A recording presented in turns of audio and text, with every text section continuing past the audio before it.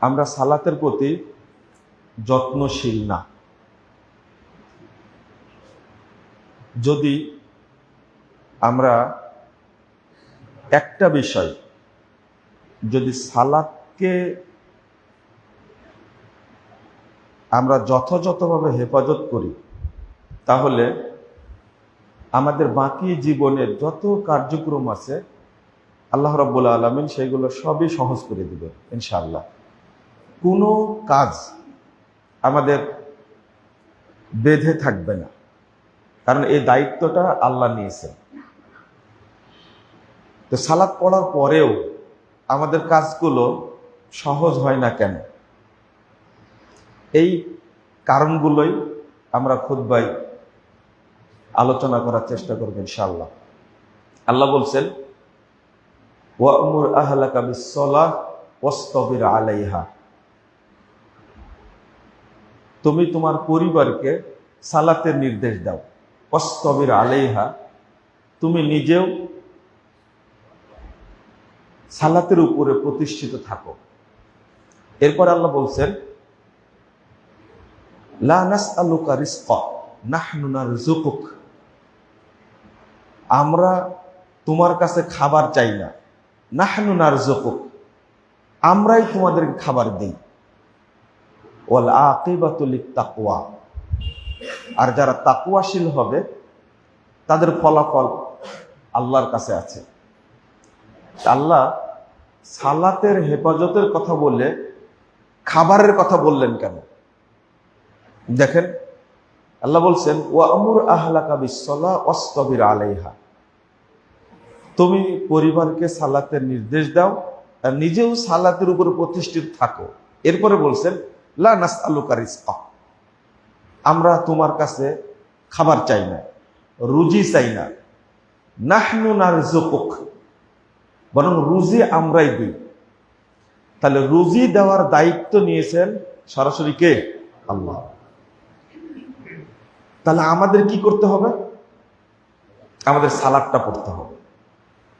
ইমাম প্রখ্যাত তাবেঈ সুফিয়ান সাউরি তিনি বলছেন, আল্লাহ বলছেন, লা নুকাল্লিফুকা তলাব, রুজির জন্য আমি তোমাকে কোনো কষ্ট দেব না। ইমাম ইবনে কাসির রাহিমাহুল্লাহ বলছেন, ইযা আকামতাস সালাহ, যদি সালাত পড়ে ফেলো, যদি সালাত আদায় করে ফেলো, আতাকার রিজক মিন হাইসু লা তাহতাসিব, তোমার কাছে অটো রুজি চলে আসবে, কোথায় থেকে আসবে তুমি কল্পনাও করতে পারবে না। ইযা আকামতাস সালাহ, সালাত শেষ করে ফেলেছো তুমি, আতাকার রিজক, রুজি আল্লাহর পক্ষ থেকে অটো আসবে, মিন হাইসু লা তাহতাসিব, কোথায় থেকে আসবে তুমি সেটা কল্পনাও করতে পারবে না। কিন্তু আগে আমাদেরকে নিশ্চিতভাবে বিশ্বাস করতে হবে যে আমি সালাতটা ভালোভাবে আদায় করি, তাহলে রুজি আল্লাহ রাব্বুল আলামিন নিজেই দান করবেন। আর একটা ছোট্ট বিষয়, মসজিদে যখন উঠি আমরা তখন কি বলি? আল্লাহুম্মা আফতাহ লি আবওয়াবা রাহমাতিক, হে আল্লাহ তুমি আমার জন্য তোমার রহমতের যত দরজা আছে সবগুলো খুলে দাও। আপনারা মনে রাখবেন, আল্লাহ রাব্বুল আলামিনের রহমতের যত দরজা, সব দরজা কানেক্টেড মসজিদের সাথে। রহমতের দরজাগুলো কানেক্টেড মসজিদের সাথে। আপনি মসজিদে আসবেন, দরজা রহমতের আল্লাহ খুলে দিবেন। আসবেন না, রহমতের দরজা বন্ধ থাকবে। আবার যখন মসজিদ থেকে বেরিয়ে যাবেন তখন কি পড়েন? আল্লাহুম্মা ইন্নী আসআলুকা মিন ফাজলিক। আল্লাহ বলছেন, ফাইদা কুজিয়াতিস সালাহ ফান্তাশিরু ফিল আরদ ওয়াবতাগু মিন ফাজলিল্লাহ। আল্লাহ বলছেন, যখন সালাত শেষ হয়ে যাবে তোমরা কাজে নেমে যাও। ওয়াবতাগু মিন ফাজলিল্লাহ, আল্লাহর পক্ষ থেকে রহমত এবং দয়া যেটা, এই অনুগ্রহ এখন তোমরা তালাশ করো। এখন আল্লাহ রহমতের দরজা খুলে দিয়েছেন, আপনি তালাশ করেন, আল্লাহ আপনাকে রহমত দান করবেন। কিন্তু মসজিদে আসলেন না, দরজাও খুলবে না। মসজিদে আসলে দরজা খুলবে, আর মসজিদে না আসলে দরজা কি বন্ধই থাকবে। তো এখন আপনি যদি বলেন, তাহলে আমরা তো মসজিদে না গিয়েই তো খাবার পাই, চলাফেরা করতে পারি, অনেক টাকার মালিক। আমি বলবো যে আমেরিকার প্রেসিডেন্ট, বিশ্ব সন্ত্রাসী ট্রাম্প, তো ওর তো রুজি আরো বেশি, ওকে নামাজ পড়ে, তো ওকে খেতে দেয় কেন? একটা মুমিনদের জন্য আল্লাহ রহিম, কিন্তু মুমিন, কাফের, মুশরিক, মুসলিম সবার জন্য আল্লাহ রহমান। আল্লাহ রহমান বলে আপনাকে খেতে দেয়, কিন্তু আপনি মুমিন না। মুমিন হলে দুনিয়াতে আল্লাহর বরকত পাবেন, পরকালে স্পেশাল রহমত পাবেন। কাল কিয়ামতের মাঠে আল্লাহ শুধু রহিম আর রহমান এই সিফাত ধারণ করবেন না, শুধু মুমিনদের জন্য। আজকে আপনি যদি বলেন যে পাখিরা, মাছ, বনের পশুরা তারা খাবার পায় কোথায় থেকে, কে খাবার দেয়? এটা একটা তার প্রমাণ। বনের পশুদের নির্দিষ্ট কি খাদ্য গুদাম আছে? আমাদের তো আছে। পাখিদেরও নাই। তা আল্লাহ তাদেরকে খাবার দেয় কেন? তারা খাবার কোথায় পায়? বিশাল বড় বড় মাছ নদীতে, কি কারণে? তারা খাবার কোথায় পায়? বনের বিশাল বিশাল হাতি, বাঘ, সিংহ, তাদের নির্দিষ্ট খাবার নাই। কিন্তু আল্লাহ তাদের খাবার দেওয়ার কারণ হলো ইউসাব্বিহু লাহু মা ফিস সামাওয়াতি ওয়াল আরদ। তারা সুবহানাল্লাহ, তাদের ভাষা বোঝা যায় না, কিন্তু তারা তাসবিহ পড়ে বলে আল্লাহ রাব্বুল আলামিন তাদেরকে অত খাবার দান করে। কিন্তু আমরা আশরাফুল মাখলুকাত, আমরা জানার পরেও আল্লাহর তাসবিহ পড়ি না। তাসবিহ কেন বললাম? রাসূলুল্লাহ সাল্লাল্লাহু আলাইহি ওয়াসাল্লাম বলছেন সুবহানাল্লাহ। আমরা একটা শব্দ বলি না, সুবহানাল্লাহ। সুবহানাল্লাহ শব্দটা, সুবহানাল্লাহি ওয়া বিহামদিহি, এই বাক্যটা মর্যাদা এত বেশি।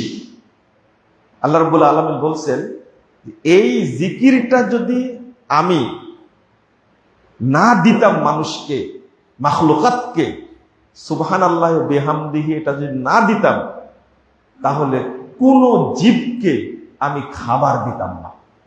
শুধু এই বাক্যটার কারণে আল্লাহ খাবার দেন। যেমন অনেক কিছু আছে খাবার লাগে না। এই মসজিদের খাবার হলো মুসল্লিরা, কিন্তু অরিজিনাল খাবার নাই তাদের। বড় বড় বহু জিনিস আছে, তার খাবার নাই। যেমন ফেরেশতাদের খাবার আছে, খাবার নাই। ফেরেশতাদের খাবার নাই, কিন্তু মানুষের যে বহু সংখ্যক তারা, ঠিক আল্লাহ মানুষকে খাবারহীন রাখতেন যদি সুবহানাল্লাহি ওয়া বিহামদিহি জিকিরটা না দিতেন, না খায় রাখতেন, না খেয়ে চলতো, ফেরেশতারা যেমন চলে। তো সুবহানাল্লাহ শব্দটা কেন বললাম? এত ভারী। ইউসাব্বিহু লাহু মা ফিস সামাওয়াতি ওয়াল আরদ। আমার হাতে যে লাঠিটা আছে না, এটাও কিন্তু আল্লাহর তাসবিহ বর্ণনা করে। এই যে ক্যামেরা দেখছেন, এটাও তাসবিহ বর্ণনা করে। এই তাসবিহ বর্ণনার কারণে আল্লাহ খাবার দেন তাদেরকে। কিন্তু মানুষকে আল্লাহ যে বললেন, তোমরা ঠিক টাইমে সালাতটা পড়ে নাও, আদায় করে নাও, তাহলে খাবারের ব্যবস্থা আমি আল্লাহ করব, এটা বুঝ দিছে। বুঝের পরেও মানুষ এই দায়িত্বটা পালন করে না। আমরা কিভাবে বঞ্চিত হই তার একটু দৃষ্টান্ত আমরা পেশ করব। আমরা সালাত পড়ি, কিন্তু সালাতের যে হেফাজত যাকে বলে, আমরা হেফাজতটা করি না। আল্লাহ কোরআনের মধ্যে 7 জায়গায় উল্লেখ করেছেন হেফাজতের কথা। তার মধ্যে আল্লাহ এক জায়গায় 9 নম্বর আয়াত, 9, 10, 11 নম্বর আয়াত সূরা মুমিনুনের মধ্যে বলছেন যে সমস্ত মুমিন, কদ আফলাহাল মুমিনুন, যে সমস্ত মুমিন দুনিয়াবী জীবনেও সফল হয়ে গেছে পরকালীন জীবনেও সফল হয়ে গেছে। তাদের একটা গুণ হলো আল্লাযীনা হুম আলা সালাওয়াতিহিম ইউহাফিজুন, যারা সালাতকে হেফাজত করে। উলাইকা হুমুল ওয়ারিসুন আল্লাযীনা ইয়ারিসুনাল ফিরদাউসা হুম ফিহা খালিদুন। আল্লাহ বলছেন, যারা সালাতের হেফাজত করে তারা তাদের উত্তরসূরি হবে যারা ইতিমধ্যেই জান্নাতুল ফেরদাউসের উত্তরসূরি হয়ে গেছে। সুবহানাল্লাহি ওয়া বিহামদিহি। হেফাজত, হেফাজতের প্রথম কথা হলো আল মুহাফাযা আন তাকুনা বিআদাইহা আউওয়ালা ওয়াক্তিহা। সালাতের হেফাজতের প্রথম শর্ত হলো সালাতটা আদায় করতে হবে আউয়াল ওয়াক্তে। আউয়াল ওয়াক্ত কখন? আপনি মসজিদে পড়লে, যেমন আজকে নরসিংদীতে জহরের সালাতের টাইম হয়েছে কয়টায়? 12টা 1 মিনিট না, 12টা 1 কি 2 মিনিট? 12টা 2, 12টা 2 মিনিটে ওয়াক্ত হয়েছে। তা আপনার সময়টা কখন? মিন হিনে দুখুলে ওয়াক্তিহা, অর্থাৎ ওয়াক্ত তখনই হয়েছে, শুধু মসজিদে জামাতে পড়বেন এই জন্য 15 মিনিট। তাহলে 12টা 2 মিনিট থেকে নিয়ে 12টা 17 মিনিট, এই 15 মিনিট হলো আউয়াল ওয়াক্ত। আপনাকে এই 15 মিনিটের মধ্যে সালাতটা কি পড়ে ফেলতে হবে। জুমার দিন এটা মুসল্লিরা যেহেতু আগেই চলে আসে, এই নসিহতের জন্য জুমার দিন সময়টা বাড়ায় নিলেও, কারণ যে সালাতের জন্য অপেক্ষা করছে সে সালাতের মধ্যেই আছে, আলহামদুলিল্লাহ। মানে কিন্তু আপনাকে দেখতে হবে আউয়াল ওয়াক্ত। কিন্তু একজন মহিলা বা আপনি আমি আমরা যারাই বাড়িতে সালাত পড়ি, মসজিদে পড়ি না, তাদের জন্য কতটুকু সময়? আপনি বাড়িতে সালাত পড়েন বা মহিলারা বাড়িতে সালাত পড়ে, তাদের টাইমটা আউয়াল ওয়াক্ত কখন? তাদের আউয়াল ওয়াক্ত হলো 12টা 2 মিনিটে সালাত পড়ে নিতে হবে। তাদের জন্য 5 মিনিট 10 মিনিট অপেক্ষা করার কোনো সুযোগ নেই। জামাতের জন্য 15 মিনিট অপেক্ষা করবে, যে জামাতে পড়বে না তাকে পড়তে হবে কখন? 12টা 2 থেকে শুরু করবো। জহরের সালাত সুন্নাত আছে কয় রাকাত? 4 রাকাত সুন্নাত আছে। সুন্নাতটা পড়লো, আগে আমাদের বুঝতে হবে। কিন্তু একজন মহিলা জহরের সালাতটা পড়ে কখন? 2টা 2:30টা 3টা। আর অধিকাংশ মহিলা পড়বে কখন? জহর আসর 2টা একবারেই পড়বে, ওই 5টা 5:30টার দিকে বা 6টার দিকে। এটা তাদের স্বভাব। এখানে আপনার বাড়িতে বরকত না হওয়ার অন্যতম কারণ হলো এইটা। একটা মহিলা আপনার স্ত্রীকে শুধু আপনি মনে করেন সে আমার বউ, আমার ওয়াইফ, কিন্তু একজন স্ত্রী কিন্তু শুধু ওয়াইফ না। 1 নম্বর আল্লাহ বলছেন ওমিন আয়াতিহি আন খালাকা লাকুম মিন আনফুসিকুম আজওয়াজা। আপনার স্ত্রীটা হলো আল্লাহর নিদর্শন, আল্লাহর নিদর্শন। কেন? একটা স্ত্রী যে দিনদার হয়, তাহলে এটাই হলো বরকতের উৎস। রাসূলুল্লাহ সাল্লাল্লাহু আলাইহি ওয়াসাল্লাম একদিন বলছেন, আপনার 2452 নম্বর হাদিস, তাবরানী আওসাতের মধ্যে এসেছে। আল্লাহ রাসূল বলছেন, তাব্বাল লিয-যাহাবি ওয়াল ফিজ্জা, তাব্বাল লিয-যাহাবি ওয়াল ফিজ্জা, তাব্বাল লিয-যাহাবি ওয়াল ফিজ্জা। স্বর্ণের খনি, রূপার খনি সব ধ্বংস হয়ে যায়। 3 বার বললেন। ক্বাল ইয়া রাসূলুল্লাহ। সাহাবীরা বললেন, স্বর্ণ আর রূপা এটাই তো মূল সম্পদ, তো এইটাকে আপনি ধ্বংসের দোয়া করছেন কেন?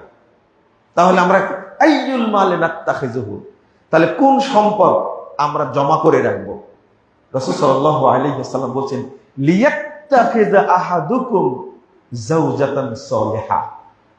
তোমরা দিনদার স্ত্রীকে বাড়িতে রেখে দাও, এটাই হলো স্বর্ণের খনি, এটাই হলো বরকতের খনি। তো যাকে আপনি বরকতের খনি মনে করছেন, ও যদি 5:30টায় জহর আসর পড়ে, তো বরকত নাজিল হবে কি করে? কোন দিক দিয়ে বরকত নাজিল হবে? তিনি কিন্তু বুঝেন না। একজন ওয়াইফ তার মর্যাদাটা বুঝেন না। রাসূলুল্লাহ সাল্লাল্লাহু আলাইহি ওয়াসাল্লাম বলছেন, আযমুন নিসায়ে বারাকা আইসারুহুন্না মাউনা। মহিলাদের মধ্যে বরকতপূর্ণ, সবচেয়ে বরকতপূর্ণ মহিলা তারা যাদের চাহিদা খুব কম। আমাদের পরিবারে এরকম পাওয়া যাবে না, চাহিদা কম। ওকে অনেক কিছু দিয়েছেন, 10 ভরি 15 ভরি স্বর্ণ আছে, ও বলবে যে আরো দরকার।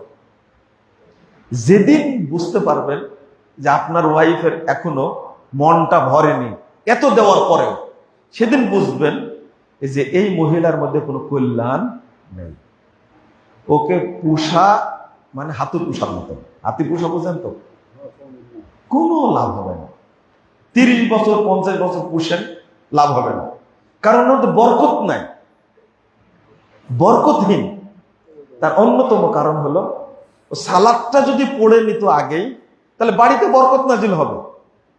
রাসূল সাল্লাল্লাহু আলাইহি ওয়াসাল্লাম বলছেন, মিন সাআদাতি ইবনে আদম, একজন আদম সন্তানের সৌভাগ্যের প্রতীক, সৌভাগ্যের প্রতীক আল মারআতু সালিহা, যে ব্যক্তি একজন নেককার স্ত্রী পেয়েছে, এই হলো পৃথিবীর সবচেয়ে ভাগ্যবান পুরুষ, সবচেয়ে ভাগ্যবান। এই হাদিসগুলো তো তারা হয়তো শুনেওনি, চিন্তাও করেনি। একজন মহিলাকে আল্লাহ কত দাম দিচ্ছেন, রাসূল সাল্লাল্লাহু আলাইহি ওয়াসাল্লাম কত দাম দিচ্ছেন, তার উচিত না আমি দিনী কাজগুলো ভালোভাবে করি? স্ত্রী ভালো হবে, সন্তান ভালো হবে। শুধু তার একটা উদাহরণ, কত বরকতপূর্ণ একটা মহিলা দেখেন। রাসূলুল্লাহ সাল্লাল্লাহু আলাইহি ওয়াসাল্লাম বলছেন, ইব্রাহিম আলাইহিস সালাম একদিন ইসমাইল আলাইহিস সালামের বাড়িতে গেলেন।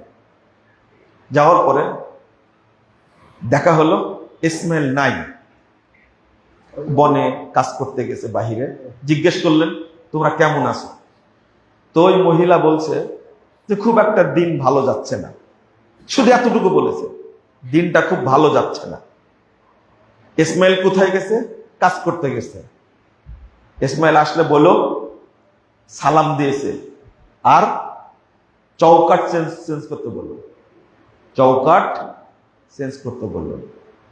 আসলেন ইসমাইল আলাইহিস সালাম, সহিহ বুখারীর লম্বা হাদিস, আমি সংক্ষেপে বলি। তো উনি এসেই বুঝতে পেরেছেন কেউ এসেছিল। কি এসেছিল? তখন বলছেন যে একটা মুরব্বী লোক এসেছিলেন। কি বললেন? কেমন আছো? আমি বললাম যে খুব একটা সংসার ভালো যাচ্ছে না, আর আপনাকে সালাম দিয়ে গেছেন। আর বলছেন, শেষে বলেছেন যে চৌকাট চেঞ্জ করতে বলেছেন। হাদিসে যেটা আসছে, ওই অবস্থাতেই ইসমাইল আলাইহিস সালাতু ওয়াস সালাম তিনি বলছেন, তুমি এখন কাপড় পরে নাও, বাপের বাড়ি চলে যাও, ওইটা আমার আব্বা তোমাকে তালাক দিতে বলেছেন। বেশি কথা না, শুধু কতটুকু? সংসারটা, বাস্তবতা যেটা সেটাই বলেছে, সংসারটা ভালো যাচ্ছে না। এতটুকুর কারণে উনি আমার আব্বা তোমাকে তালাক দিতে বলেছেন। কারণ ইব্রাহিম আলাইহিস সালাম আবুল আম্বিয়া, সমস্ত নবী রাসূলের বাপ, তিনি খুব ভালো করে জানেন কোন মহিলার মধ্যে বরকত। এই কথা বললে এই পরিবারে কোনো বরকত নাজিল হবে না। হলো তাই, চলে গেল, তালাক দিতে চলে গেছে। পরের বার আবার আসছেন, এবার জিজ্ঞেস করছেন, আরেকটা বিয়ে করেছেন, জিজ্ঞেস করছেন কেমন আছো? আলহামদুলিল্লাহ। প্রথম কথা কি? আলহামদুলিল্লাহ। এই কথা শোনার পরে ইব্রাহিম আলাইহিস সালাম দোয়া করে দিলেন। আবুল আম্বিয়া, সমস্ত নবী রাসূলের বাপ, দোয়া করছেন, আল্লাহুম্মা বারিক ফিল মাই ওয়াল লাহম, আল্লাহ তুমি পানিতে এবং গোশতে বরকত দান করো। এই যে দোয়া করে দিলেন, সৌদি আরবে কোথাও ডিপ টিউবওয়েলে পানি ওঠে না, কিন্তু পৃথিবীর কোনো বান্দা বলতে পারবে না যে সৌদি আরবে হজ্জে গেছিলাম এই পানি পাইনি। এত পানির ব্যবস্থা করেছেন আল্লাহ রাব্বুল আলামিন।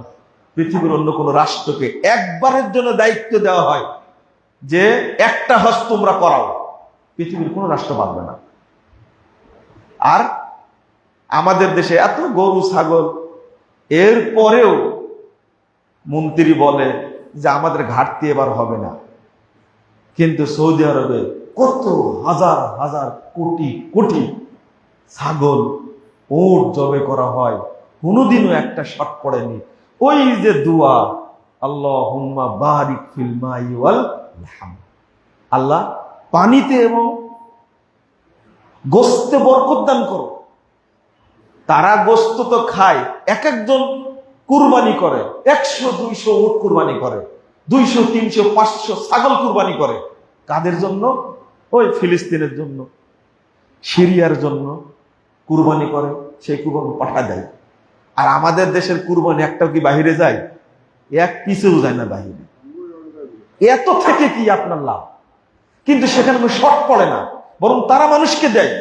আমার বলার উদ্দেশ্য হলো, একটা মহিলার শুধু আলহামদুলিল্লাহ বলার কারণে আল্লাহ এমন বারাকা দিলেন, কিয়ামত পর্যন্ত এই বরকতটা ভোগ করবে এক মহিলা। আবার ইসমাইলের মা নাম কি? নাম কি? হাজেরা। শব্দ হলো হাজার, আমরা হাজেরা বলি, উপমহাদেশের মানুষ হাজেরাই বলে। সেই হাজারা, তার কারণে যে আল্লাহ কি বরকত দিলেন। জমজমের পানিটা কার কারণে আসছে? সারা পৃথিবীর মানুষ খায় ওই মহিলার কারণে। সাফা মারুয়া দৌড়াচ্ছেন, মারুয়া পাহাড়ের উপরে দাঁড়িয়ে দেখতে পেলেন একজন মানুষ দাঁড়া আছে, তিনি হলেন জিবরিল আমিন। দৌড় দিয়ে আসলেন, 7 পাক দেওয়ার পরে দেখছেন লোক দাঁড়ায় আছে, আসলেন, ফাইদা হুয়া আল মালাক। আল্লাহ রাসূল বলছেন, ফাবাহাসা বিআকাবি আও বিজানাহি ফাদহারাতুল মা। উনি আসলেন, দেখলাম জিবরিল আমিন তার পায়ের গোড়ালি দ্বারা আঘাত করছেন সেই মরুভূমিতে যেখানে পানি নাই, যে শক্ত মাটি, আঘাত করলেন, ফাজহারাতুল মা, পানি বেরিয়ে আসলো।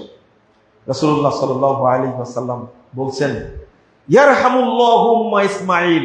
দেখেন দোয়া করছেন, আল্লাহ ইসমাইলের মায়ের উপরে রহম করুন, লাউ তারাকাতহা আও লাউ লাম তাগরিফা। সেদিন যদি ইসমাইলের মা পানিটা ছেড়ে দিতেন, যদি বাদ না দিতেন, লাকানাত আইনান মাইনা, পানি বের হতে হতে হতে হতে সাগর, মহাসাগরে পরিণত হতো। এখন বিজ্ঞানীরা মাপতে যায় কোথায় থেকে পানি উঠে, এত পানি কোথায় থেকে আসে। অথচ 1500 বছর পূর্বে মুহাম্মদুর রাসূলুল্লাহ সাল্লাল্লাহু আলাইহি ওয়াসাল্লাম বলে গেছেন যে এই কূপে যত পানি আছে, যত মহাসাগর আছে, যত পানি আছে, তার চেয়ে কোটি কোটি গুণ বেশি পানি এর মধ্যে আছে। কত যুগ আগে বলে গেছেন, পানি ছেড়ে দিলে সারা পৃথিবী ডুবে যেত, তলিয়ে যেত। কিন্তু আল্লাহ বুদ্ধি দিয়েছিলেন কাকে? হাজেরাকে। বলছেন, লাউ তারাকাতহা, পানি যদি সেদিন ছেড়ে দিতেন, আও লাউ লাম তাগরিফা, যদি বাদ না দিতেন, লাকানাত আইনান মাইনা, সাগর মহাসাগরে পরিণত হতো। কি বরকত! সারা পৃথিবীর মানুষ যদি একদিনে হজে যায়, সবাই যদি পানি নিয়ে আসে, পানি খায়, জমজমের পানি শেষ হবে কেন? জান্নাতি পানি। কোথাকার পানি? এই মহিলার বরকত। সাফা মারোয়া দৌড়ান, কার বরকত? ওই মহিলার। বুঝেননি মনে হয়, তাই না? আরাফা, মুজদালেফা, মিনা, জামারা, আল্লাহু আকবার, কি নিদর্শন রাখছেন বরকতের কারণে। আমি শুধু একটুকু বললাম যে আপনার পরিবারে যিনি আছেন, হাজেরা পেট থেকে জন্ম নিয়েছে কে? ইসমাইল আলাইহিস সালাম। ইসমাইল আলাইহিস সালাম থেকে এসেছেন শেষ নবী মুহাম্মদুর রাসূলুল্লাহ সাল্লাল্লাহু আলাইহি ওয়াসাল্লাম। বলেন তো হাজেরার বরকত কি কম ছিল? কি লম্বা বরকত! আজও হাজিরা সেখানে যাই, তার কথা স্মরণ করে। আপনার বাড়ির যিনি ওয়াইফ আছেন, তিনি যদি বুঝতেন আমার মর্যাদা কত, তাহলে এত উলঙ্গ হতো না। হতো না? আপনার ওয়াইফ ভালো কি খারাপ বোঝা যায় বিয়েতে গেলে। কোথায় গেলে? বিয়েতে গেলে ওই দিকে আর না যাই। আল্লাহ আমাদের হেফাজত করুন, আমিন। বন্ধুরা, আবার আমি যে বিষয়টি বলছিলাম, একটু আলোচনাটা অন্যদিকে গিয়ে একটু লম্বা হয়ে গেল। বাড়ির যে মানুষটা, তাকে আপনি বলবেন অন্তত তুমি সালাতটা অলক্ত পড়ো। আর আপনি কি করবেন? আপনি পড়বেন না। এবার হিসাব করি, আমরা জহরটা কয়টায় পড়ি? যেমন আজকে ফজরটা আমরা কয়টায় পড়েছি? হিসাব করি। না না, যারা জামাতে পড়েন তাদের কথা। অধিকাংশ মানুষ কি জামাতের সাথে পড়তে পেরেছে? পড়তে পারেনি। আর যে ব্যক্তি জামাতে সালাত পড়ে না, এর সালাত হয় না, সালাত হয় না। এটা খেয়াল রাখতে হবে আপনাদেরকে। জামাতে সালাত না পড়া একটা মুনাফিকের লক্ষণ। সালাত দেরিতে পড়া মুনাফিকের লক্ষণ। তাহলে আমি কি করলাম? একদিকে দেরিতে পড়লাম, আর একদিকে যেই বাড়িতে সালাত পড়ে সেই দেরি করে পড়ে, তাই না? জামাতেও পড়লো না, আবার কি দেরি করে পড়লো। তো মুনাফিকের লক্ষণ কয়টা পাওয়া গেল? 2টা। 3 নম্বর, বাড়িতে সালাত পড়লে আপনি জোরে পড়বেন, খুব দ্রুত, তাই না? এইটা একটা লক্ষণ। রাসূল সাল্লাল্লাহু আলাইহি ওয়াসাল্লাম বলছেন, আল্লাহ বলছেন, লা ইয়াযকুরুনাল্লাহু ইল্লা কালিলা। খুব দ্রুত যারা সালাত আদায় করে, রুকু এবং সিজদা তাড়াতাড়ি করে, আল্লাহ রাব্বুল আলামিন তাকে মুনাফিক বলছেন। রাসূল সাল্লাল্লাহু আলাইহি ওয়াসাল্লাম তাকে মুনাফিক বলছেন। 6টা নিদর্শন আছে, মনে রাখবেন। মুনাফিকের উপরে আল্লাহ বরকত নাজিল করেন না। আরেকটা খুব গুরুত্বপূর্ণ বিষয়, সেটা হলো একটা সালাত আদায় করে আরেকটা সালাতের জন্য আপনাকে অপেক্ষায় থাকতে হবে। মানে সারা দিনের মধ্যে আপনি অপেক্ষায় থাকবেন যে আমি জহরটা কোন জায়গায় পড়বো, আসরটা কোন জায়গায় পড়বো, মাগরিবটা কোন জায়গায় পড়বো, এশাটা কোন জায়গায় পড়বো। আমি সৌদি আরবের রিয়াদে ছিলাম একবার, 9 দিনের মতো একটানা। মজার ব্যাপার কি জানেন? 9 দিন একটানা ছিলাম। 9 দিনে আমি মাত্র 2 ওয়াক্ত সালাত জামাতে পড়তে পারিনি। 9 দিনের বাকি প্রত্যেকটা সালাত আমি জামাতের সাথে পড়েছি। কারণ কি? আমি যার কাছে ছিলাম, যে ভাইয়ের কাছে ছিলাম, এই ভাইটা জামাতে সালাত আদায়ের খুব কি বলবো যে অভ্যাসী, সালাত আদায় করেন। আর এমন কি আশ্চর্য, যেদিন ফ্লাইট আমি চলে আসি, আমি অভ্যাসের কথা বলছি আপনাদেরকে, চলে আসি ওই দিন ফজরের পরে আমার ফ্লাইট। বাসা থেকে বেরিয়ে ওই দিনও ফজরের সালাত সুন্নাত পড়তে পারলাম না, জামাতে সালাতটা পড়ে তারপরে এয়ারপোর্টে ঢুকেছে। উনি বলছেন আমরা জামাতে সালাতটা পড়ে তারপরে এয়ারপোর্টে ঢুকবো। আমার তো কোনো সমস্যা হয়নি, আলহামদুলিল্লাহ, আমি ঠিক টাইমে চলে আসছি। তার দ্বারা সম্ভব হয় কি করে? তার একটা আগে থেকে কি থাকে? আগ্রহ, ইচ্ছা, প্রবল ইচ্ছা থাকে। আমি সালাতটা কোথায় পড়বো? জামাতে পড়ে। এই ইচ্ছার কথাটা বললাম আপনাকে। আপনি ইচ্ছা করেন, পারবেন, ইনশাল্লাহ পারবেন। তবেই তো রহমত নাজিল হবে, নাকি? আল্লাহ এমনি দায়িত্ব নিছেন। আল্লাহ রাব্বুল আলামিন বলছেন, রাসূলুল্লাহ সাল্লাল্লাহু আলাইহি ওয়াসাল্লাম 430 নম্বর হাদিস, আবু দাউদের মধ্যে আল্লাহ রাসূল বলছেন, ক্বালাল্লাহু তাবারাক তাআলা, আল্লাহ তাআলা আমাকে বলছেন, ইন্নী ফারাজতু আলা উম্মতি খামসা সালাওয়াত, আমি তোমার উম্মতের উপরে 5 ওয়াক্ত সালাতকে ফরজ করেছি। ওয়াহিদতু ইনদি আহাদা, আর আমি একটা অঙ্গীকার করেছি, আন্নাহু মান জানা ইউহাফিজ আলাইহিন্না লিওয়াক্তিহিন্না আদখালতুহুল জান্নাহ, যে ব্যক্তি আউয়াল ওয়াক্তে সালাতের হেফাজত করে আমার কাছে আসবে, আমি ওয়াদা করেছি তাকে আমি জান্নাত দান করব। মানে আমি তাকে জান্নাত দান করে, আই মাল সাবিকিনাল আউয়ালিন, যারা আউয়াল ওয়াক্তে সালাত আদায় করবে তারা জান্নাতে যাবে ওই ব্যক্তিদের সঙ্গে যে ব্যক্তিরা প্রথম যে দল জান্নাতে ঢুকবে তাদের সাথে। আউয়াল ওয়াক্তে সালাত পড়লে আল্লাহ আপনাকে আমাকে ওদের সাথে জান্নাত দান করবেন। যারা প্রথম কারা জান্নাতে যাবে? সাহাবা কেরাম জান্নাতে প্রথম, ওই দলের সাথে আল্লাহ জান্নাত দিবেন। আর একটা হলো, যা আউয়াল ওয়াক্তে সালাত আদায় করলে আল্লাহ আপনাকে জান্নাতুল ফেরদাউসে রাখবে।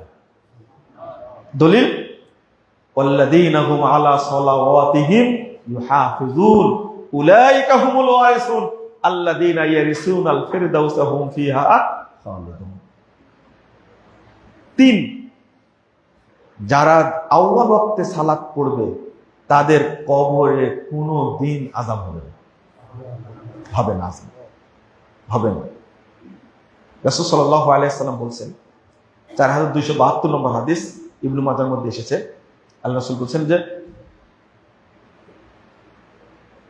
ইদা উদখিলাল মাইয়িতুল কবর, যখন মাইয়িতকে কবরে রাখা হবে, মুসসিলাতিশ শামসু লাহ, তখন সূর্যটা ডুবে যাচ্ছে এইরকম হবে, সূর্য ডুবে যাচ্ছে এইরকম হবে। যখন দুইজন ফেরেশতা এসে তাকে বসাবে, ইয়ামসাউ আইনাইহি ইয়াজলিসু ইয়ামসাউ আইনাইহি, বসে 2 হাত দিয়ে 2 চোখ মুছতে থাকবে। আর তারা বলবে, মার রব্বুকা, এই তোমার রবকে, ওমা দিন, তোমার দিন কি, বলবে না। ও দেখতে পাবে যে সূর্য ডুবে যাচ্ছে, দেখেন সালাতের প্রতি কত যত্নশীল। তখন 2 ফেরেশতাকে ধমক দিয়ে বলে, দাউনি উসাল্লি, আমাকে ছাড়ো, সালাত পড়তে দাও, আগে সালাত পড়ি তারপরে। আচ্ছা, কবরে কি সালাত আছে? ও ঘুম থেকে উঠে দেখছে সূর্য ডুবে যাচ্ছে, ও জানতেও পারবে না। 2টা ফেরেশতা বলেন, এর কবরে আযাব হবে? আল্লাহু আকবার। দাউনি উসাল্লি, আমাকে ছাড়ো, আগে সালাত পড়তে দাও। প্রশ্ন হলো, যে 3টা প্রশ্ন করবে, এই 3টা প্রশ্নের উত্তর দিতে কি 3 ঘন্টা লাগবে? হ্যাঁ, কয় ঘন্টা লাগবে? 1 ঘন্টা? ভালো করে 3-4 মিনিট? ও 3 সেকেন্ড। আচ্ছা আচ্ছা, এই 3টা প্রশ্ন, তোমার রবকে, তোমার দিন কি, নবীকে, তাই না? এই প্রশ্নের উত্তর দিতে 3 সেকেন্ড লাগবে। হলো 3 সেকেন্ড 5 সেকেন্ড ধরলাম। এই প্রশ্নের উত্তরগুলো কি খারাপ? খারাপ, ভালো না? এর পরেও সে উত্তর দিবে না। সালাতের সময় হয়ে গেছে, আর কোনো কাজ চলবে না, যতই ভালো কাজ হোক চলবে না। ও সালাত আউয়াল ওয়াক্তে পড়েছেই বলে ফেরেশতাকে ধমক দিয়ে বলছেন, দাউনি উসাল্লি, তোমরা আমাকে ছাড়ো, আমাকে সালাত পড়তে দাও। কোনো উত্তর চলবে না, আগে কি সালাত। বলেন তো দেখি, এইরকম কোন লোক আছেন যে কবরে গিয়ে 2 ফেরেশতাকে ধমক দিতে পারবেন? একজন আছেন, আমরা আছি? একজনও নেই, একজনও নেই। যে ফেরেশতাকে ধমক দিতে পারে তার কবরে আযাব হবে না, কতক্ষণে ফাইনাল, দাউনি উসাল্লি, ছাড়ো, আমি আগে সালাত পড়বো তারপরে কথা হবে। এত সুন্দর কথা 3 সেকেন্ডে শেষ হয়ে যাবে, কিন্তু মুসল্লি উত্তর দিবে না। দুনিয়াতে এটাই, সালাতের টাইম হয়ে গেছে, ওয়াইফ বলবে এটা করো না, কোনো কথা চলবে না, আগে সালাত রাখো, আগে সালাত। আপনার ওয়াইফকে তো ধমক দিতে পারেননি কোনোদিন? পেরেছেন কোনোদিন? কোনোদিনই পারেননি, বলতেই পারেননি, এই সালাতটা আজকে পড়েছো ঠিক টাইমে, জহর কয়টাই পড়েছো বলো তো? বাড়ি থেকে জিজ্ঞেস করেছেন কোনোদিন? কোনোদিন বলেননি। ওয়াইফকে ধমক দিতে পারেন না, কবরে গিয়ে আপনি ফেরেশতাকে ধমক দিবেন? এটা কে বিশ্বাস করবে? আপনার তো উচিত ওই জায়গাটা ঠিক রাখা, তাহলে না বরকত নাজিল হবে। বরকতের কথা তো আগেই বলে দিই, শুধু আপনার জন্য না, আল্লাহর নিয়ন্ত্রণে, অর্থাৎ আল্লাহ যত ফেরেশতাকে সৃষ্টি করেছেন, সমস্ত ফেরেশতাকে আল্লাহ ঘোষণা দেয়া বলবেন, আমার এই বান্দা জান্নাতি বান্দা, যদি আওয়ালকে সালাত পড়েন। আবু দাউদের হাদিসটা 1203 নম্বর হাদিস। আল্লাহ রাসূল বলছেন, ইয়াজিবু রাব্বুকুম মিন রাইয়া গনাবিন ফি রাসে সাজিয়াতিন বিজাবাল। আল্লাহ রাসূল একদিন বলছেন, ওই যে পাহাড়ের চূড়ায় একটা লোক ছাগল চড়াচ্ছে, দেখো আল্লাহ ওই রাখালের প্রতি এতটাই সন্তুষ্ট হয়েছেন, খুশি হয়ে গেছেন। কেন? রাখাল একাই আজান দিয়ে সালাত পড়ছে, ক্বালা আল্লাহু তাআলা, আল্লাহ তাআলা বলছেন, উনজুরু ইলা আবদি হাযা, ও ফেরেশতারা আমার ওই বান্দার দিকে তাকিয়ে দেখো, ইউয়াজ্জিনু ওয়া ইউকিমুস সালাহ, আযান দিয়ে সে সালাত আদায় করছে, তোমরা সাক্ষী থাকো, গফারতু লি আবদি ওয়া আদখালতুহুল জান্নাহ, আমি বান্দার সব পাপ ক্ষমা করে দিলাম এবং আমি তাকে জান্নাত দিয়ে দিলাম। এটা একটা ঘোষণা। রাসূল সাল্লাল্লাহু আলাইহি ওয়াসাল্লাম বলছেন, 801 নম্বর হাদিস ইবনে মাজাহর মধ্যে এসেছে, আল্লাহ রাসূল সাল্লাল্লাহু আলাইহি ওয়াসাল্লাম বলছেন, একদিন মাগরিব আর এশা সালাতের, মাগরিব পড়া হয়ে গেছে, এশা সালাত পড়ার জন্য কিছু লোক মসজিদে আসে, অপেক্ষা করছে। সালাতের জন্য অপেক্ষা করলে কি হয় দেখেন, রাসূল সাল্লাল্লাহু আলাইহি ওয়াসাল্লাম দৌড় দিয়ে আসছেন। জিবরিল আমিন এসে বলেন, ইয়া মুহাম্মদ, মুহাম্মদ শোনো একটা ঘটনা। এই যে লোকগুলো, আচ্ছা মাগরিব পড়ে অধিকাংশ চলে গেছে, এশা পড়ার জন্য কত লোক থাকতে পারে বলেন তো দেখি? বেশি লোক থাকতে পারে না, অল্প। রাসূল সাল্লাল্লাহু আলাইহি ওয়াসাল্লাম বলছেন, দৌড় দিয়ে আল্লাহ রাসূল নিজে মসজিদে এসে বলছেন, আবশিরু, তোমরা সুসংবাদ গ্রহণ করো, হাদা রাব্বুকুম ফাতাহা বাবাম মিন আবওয়াবিস সামা ওয়া ইউবাহি বিকুমুল মালায়েকা। আল্লাহ রাসূল সাল্লাল্লাহু আলাইহি ওয়াসাল্লাম বলছেন, আল্লাহর যত রহমতের দরজা আছে সমস্ত দরজার একটা দরজা আল্লাহ খুলে দিয়েছেন এবং ফেরেশতাদের সাথে আল্লাহ তোমাদেরকে নিয়ে গর্ব করছেন এবং সুসংবাদ দিচ্ছেন। কিসের? আন উদখিলাহুল জান্নাহ, যারা অপেক্ষা করছে আমি তাদের জন্য ওয়াদা করছি, তাদের জন্য জান্নাত রেডি করে রাখছি। কেন? ইউকিমুনাস সালাহ ওয়া ইয়ানতাজিরুনা সালাতাল উখরা ওয়া ইয়ানতাজিরুনা উখরা, এক সালাত পড়ে আরেক সালাতের জন্য অপেক্ষা করছে, এই জন্য আমি তাদেরকে জান্নাতের জন্য নির্ধারণ করে ফেলেছি। শুধু সালাতের জন্য অপেক্ষা করছেন। আর একটা হাদিস আসছে, তিনজন বা 5 জনের একটা দল মসজিদে এসেছে, মসজিদে বসে আছে, 3 জন থেকে 5 জন। তাবরানী কাবিরের মধ্যে আসছে হাদিসটা, 311 নম্বর হাদিস। তা আল্লাহ রাসূল আসলেন, তারা নিজেরাই বলছেন। একটু পরে আল্লাহ রাসূল আমাদেরকে ঘুরে বলছেন যে মাযা তাফআলুন, তোমরা কি করছো? তখন তারা উত্তর দিচ্ছে, নান্তাজিরুস সালাহ ইয়া রাসূলুল্লাহ, আল্লাহ রাসূল আমরা সালাতের জন্য অপেক্ষা করছি, সালাতের জন্য অপেক্ষা, ওয়াক্ত হলে কি সালাত পড়ে দেব। আল্লাহ চুপে গেলেন। ফাআকবালা আলাইনা বিওয়াজহিহি, এর কিছুক্ষণ পরে আল্লাহ রাসূল আমাদের দিকে ঘুরে গেলেন, ঘুরে বলেছে, হাল তা'লামুনা মা ইয়াকুলু রাব্বুকুম, এই তোমরা কি জানো তোমাদেরকে নিয়ে আল্লাহ কি বলছেন? আল্লাহ তোমাদের, লোক কয়জন? 5 জন বা 3 জন। এই 5 জন বা 3 জন লোককে নিয়ে আল্লাহ কথা বলছেন। রাসূল সাল্লাল্লাহু আলাইহি ওয়াসাল্লাম জানাচ্ছেন, কি বলছেন? মান সাল্লাস সালাতা লি ওয়াক্তিহা, যে ব্যক্তি আউয়াল ওয়াক্তে সালাত পড়বে, ওয়া হাফাযা আলাইহা, এবং তাকে হেফাজত করবে, ইন্না লাহু আলাইয়া আহদান আন উদখিলাহুল জান্নাহ, তার জন্য আমার কাছে অঙ্গীকার হলো আমি আল্লাহ তাকে জান্নাত দান করব। আউয়াল ওয়াক্তে সালাত পড়ার কথা আমি বললাম, আমরা চেষ্টা করি সালাতটা যখন টাইম হয়ে যাবে তখন আদায় করে দেব ইনশাআল্লাহ। তবে আল্লাহকে বারবার বলতে হবে, কি বলতে হবে? রব্বি আল্লি মুকিমাস সালাতি ওয়া মিন যুররিয়াতি রব্বানা ওয়া তাকাব্বাল দুআ। এটা জানা আছে না? এটা বেশি বেশি পড়লে, আল্লাহ কবুল করলে আপনার পরিবারে একজনও বেনামাজি থাকবে না ইনশাআল্লাহ, একজনও থাকবে না পরিবারে। কারণ ইব্রাহিম আলাইহিস সালাম এই দোয়াটা পড়েছেন, তারপরে পড়েছেন রাসূল সাল্লাল্লাহু আলাইহি ওয়াসাল্লাম, সব নবী রাসূলের দোয়া এটা। আপনিও পড়বেন, আপনার পরিবারে কোনো বেনামাজি থাকবে না ইনশাআল্লাহ। আমরা এই যে সালাতটাকে সঠিকভাবে হেফাজত না করার কারণে আল্লাহ আমাদের প্রতি রহমত নাজিল করেন না। আমরা রুজির উপরে নির্ভরশীল বেশি। আগে রুজি, আগে চাকরি, তারপরে আগে ব্যস্ততা, তারপরে কি সালাত? না, সবার আগে সালাত, তারপরে সমস্ত ব্যস্ততা আল্লাহ আমার জন্য আপনার জন্য কি করে দিবেন? একেবারে সহজ করে দিবেন।